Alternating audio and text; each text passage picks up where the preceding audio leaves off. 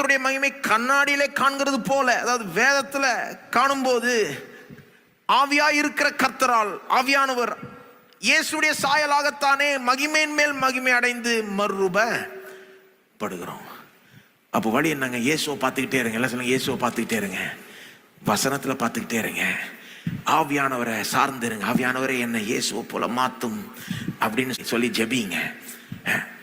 எந்த அளவுக்கு பார்க்கணும்னா ரசிக்கிற அளவுக்கு பார்க்கணும். எந்த அளவுக்கு பார்க்கணும்? ரசிக்கிற அளவுக்கு பார்க்கணுங்க. நீங்க இயேசுவை, இயேசுனுடைய வழியை ரசிக்கிற அளவுக்கு பார்த்தீங்கன்னா தான் மாற்றம் வரும். யாரை ரசிக்கிறீங்க? உலகத்தில் இருக்கிறவங்கள ரசிக்கிறீங்களா, இயேசுவை ரசிக்கிறீங்களா? உலகத்தின் வழியை ரசிக்கிறீங்களா, இயேசுவின் வழியை ரசிக்கிறீங்களா? ஒரு ஆள் சொன்னார் பாருங்க, இயேசுடைய வழி வேலைக்கே ஆகாது. ஒரு ஏத்தியஸ்ட் அவர் சொல்றாரு, சத்துருக்களை சிநேகிங்கள்னு சொல்றாருல்ல இயேசு. அருவருப்பான காரியம். எப்படி சத்துருவை சிநேகிக்கிறது? இந்த கதையை நான் அவர்கிட்ட சொல்லியிருந்தா, இந்த பையன் போய் கட்டி பிடிச்சான்னு கதையை சொன்னான்ல, இந்த தன்னுடைய அண்ணனை கொலை செய்த ஆளை போய் கட்டி பிடிச்சான், அதை அவர்கிட்ட சொல்லியிருந்தா அவர் சொல்லியிருப்பாரு, அருவருப்பு. இயேசுடைய வழியை ரசிக்க தரலன்னா இயேசு மாதிரி ஆகவே முடியாது. இயேசுவை பார்த்துக்கிட்டே இருங்க, இயேசுவை ரசிக்கிற அளவுக்கு பாருங்க. நீங்க ரசிக்க தொடங்கிட்டீங்கன்னா இயேசுவை போல மாற தொடங்கிட்டீங்கன்னு அர்த்தம். கொஞ்சம் கொஞ்சமா மாற்றம் வந்துடும்.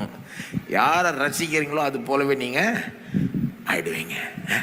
ஒருவேளை மாற்றம் இன்னைக்கு பெருசா தெரியாம இருக்கலாம், ஆனா தொடர்ந்து இயேசுவை ரசிச்சுட்டே இருங்க, அவருடைய வழியை ரசிச்சுட்டே இருங்க, பார்த்துக்கிட்டே இருங்க, அதை உணருங்க. எந்த அளவுக்கு நீங்க சத்துருக்களா இருக்கிறப்போ, நான் சத்துருக்கா இருக்கிறப்போ நம்மளை நேசிச்சாருன்னு பார்க்க பார்க்க, அதை ரசிக்க ரசிக்க நாமும் நேச்சுரலா அப்படி செய்ய நமக்கும் தோணும்.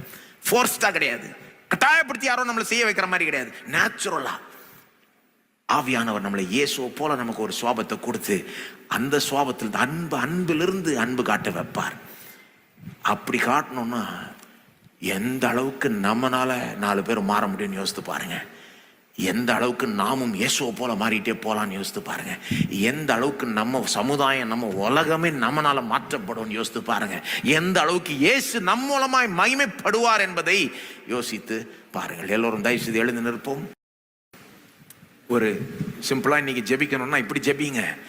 ஆண்டவரே, ஆவியானவரே, இயேசுவை போல என்னை மாத்தும், இயேசுவை போல என்னை மாத்தும், ஆழமா குணத்துல சுவாபத்துல என்னை மாத்தும். அவர் தான் செய்யணும் பாருங்க. சில காரியங்கள் நாம செய்ய முடியாது. நான் என்னை உமக்கு அர்ப்பணிக்கிறேன்,